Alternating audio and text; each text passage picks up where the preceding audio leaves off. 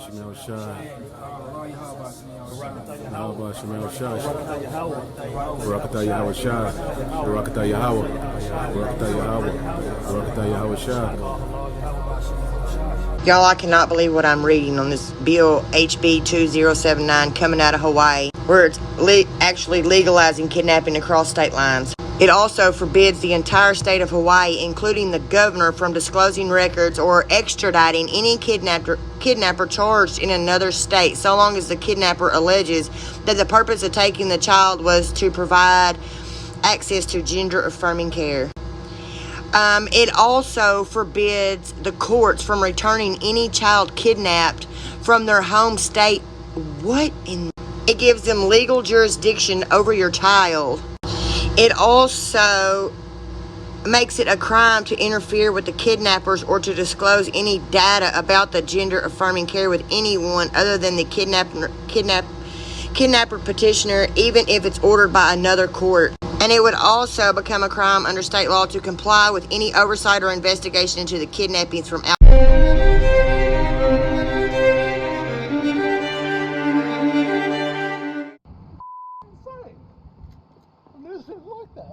What is going on?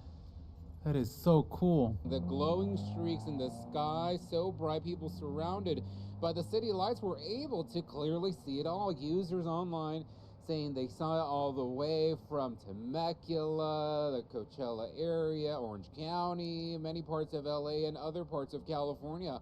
Some users saying that this could be from the SpaceX launch from last night from Vandenberg. That was around 7:30 p.m. An online blog speculating that it could be from a Chinese spacecraft as well, but these slides were seen just after midnight or 1 a.m. or so. Now, is this debris from the SpaceX launch? Well, our team has reached out to SpaceX.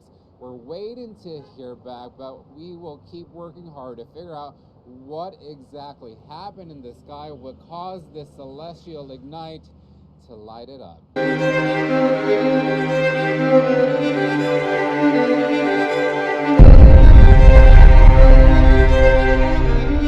Oh, what Vladimir Putin just dropped. I'm pretty new to religion, so I've been looking at things. I always thought he was black. I really did. So I told my buddy who has been in religion his entire life, super Christian, and he was like, oh yeah, you know, he was always kind of more black than white. And I was like, maybe he just doesn't get it. Like, if Jesus is black and David and, you know, all the other people are black, and black people have been enslaved by the white people for the last 200 years, and we've been lying to them about Jesus is black, not white. We completely lied about it and then enslaved them. Black people are going to be pretty pissed. Rightfully so. I would be fucking mad too. So, what happens next? Obviously, they're going to do some, you know, verification process on these paintings, but I mean, who lied? Who whitened or lightened up the pictures of Jesus and spread them all over the world to spread white propaganda? Who did that? I mean, I don't know, because I'm new to religion. I mean, my guess is the Vatican. Did the Vatican do it? Like, you tell me, who spread this white propaganda? If it's not real, are black people going to be upset? I think so. Rightfully so. They should have their place back. And whoever enslaved the black people should be held accountable.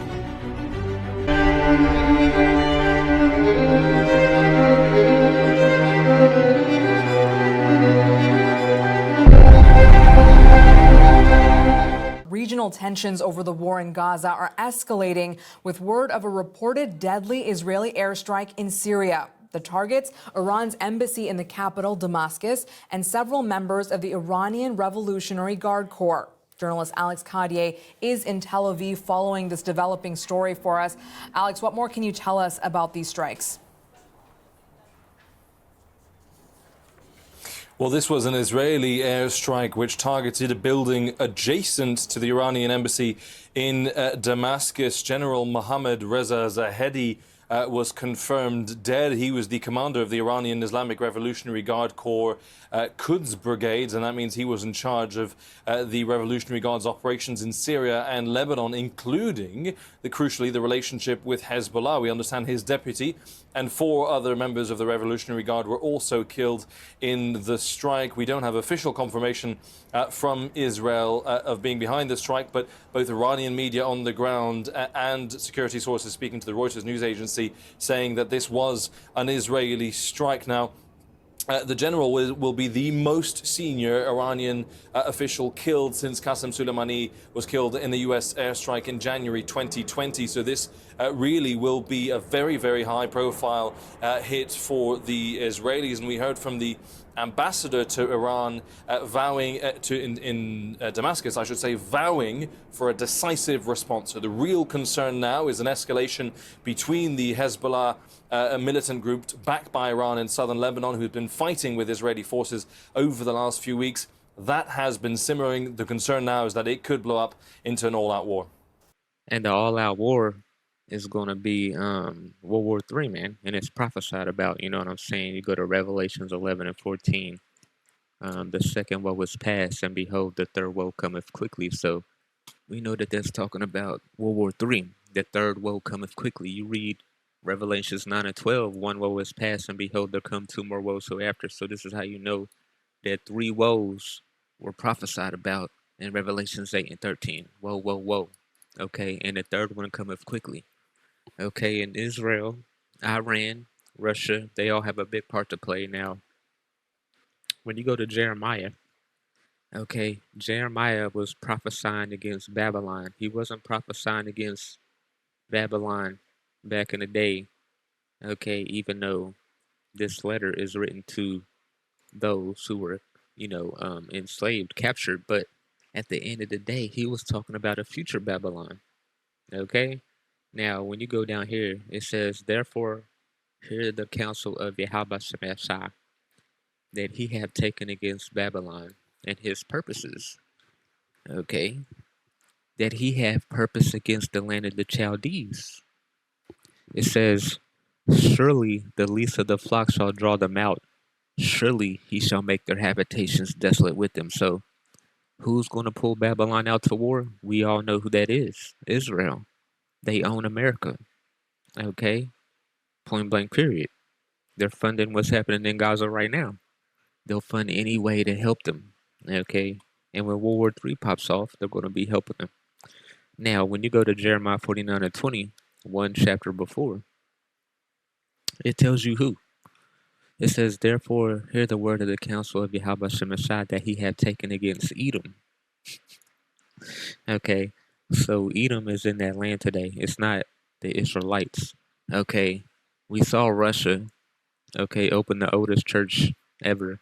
Okay, and you saw what Jesus looked like. We call him YAHAWASHI. You saw what David looked like, Jeremiah, Zechariah, okay, Hosea, Solomon. You saw what they all look like. Okay, they're not in that land today. Edom is in that land, okay? And his purpose is that he had purpose against the inhabitants of Teman. Surely the least of the flock shall draw them out, because the least people on the earth are the Jew-ish. Okay, Amalek. They're 2.2% of the world. Look it up. You can look it up. They're the least people on the earth. Okay, so they're going to draw them out. They're going to draw the U.S. out to go to war, okay? Y'all, I cannot believe what I'm reading on this bill HB 2079 coming out of Hawaii, where it's Salaki. It says, surely the least of the flock shall draw them out. Surely he shall make their habitations desolate with them. So they're going to be made desolate. But the thing I wanted to get was Iran. Okay, because it brings up Iran a couple of times. You know what I'm saying, in prophecy. Now, one is Ezekiel 38. This is talking about Gog and Magog. Okay, in the first 4 chapters. So this is why Russia is doing what they're doing, because they can't control themselves, as it says right here. I will turn thee back and put hooks into thy jaws. Who's putting hooks into their jaws? The Lord. Okay. Now,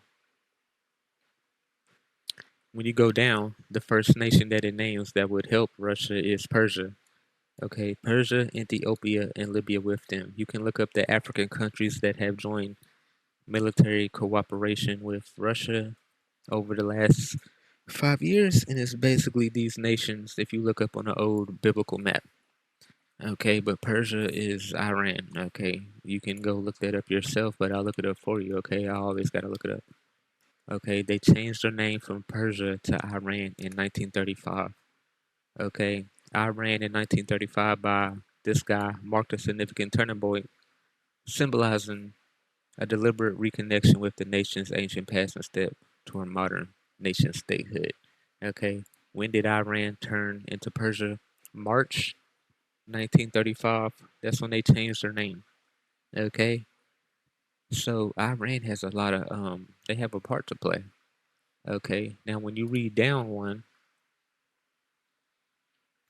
be thou prepared and prepare for thyself, thou and thy company that are assembled unto thee, and be thou a guard unto them. So Gog and Magog is going to be a guard onto Iran.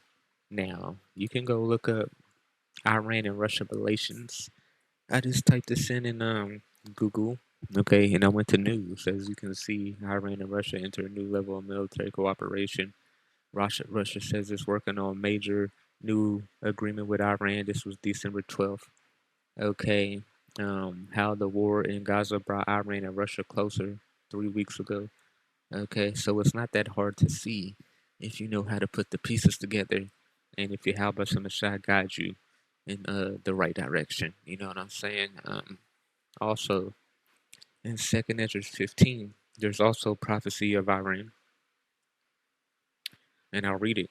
It says, "Behold, the horrible vision and the appearance thereof from the east, where the nations of the dragons of Arabia shall come out with many chariots, and the multitude of them shall be carried as the wind upon the earth, that all they which hear them may fear and tremble."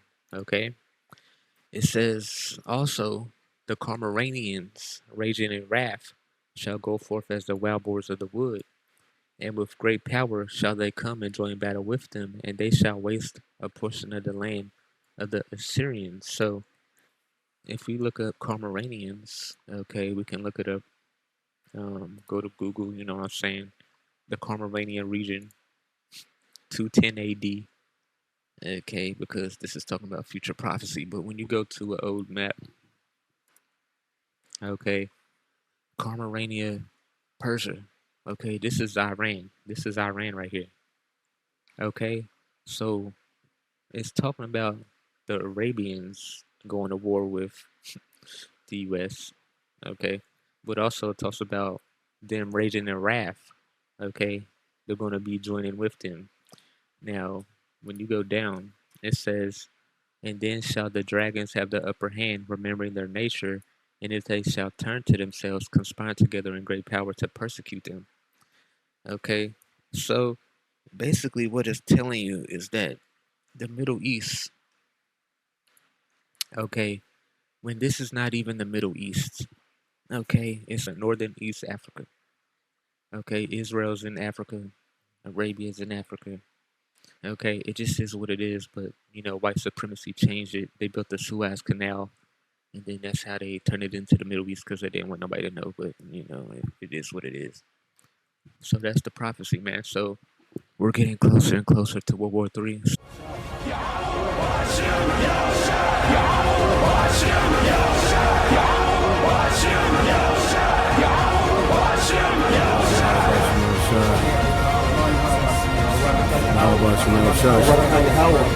Barakatah YAHAWASHI, Barakatah YAHAWAH, Barakatah YAHAWAH, Barakatah YAHAWASHI.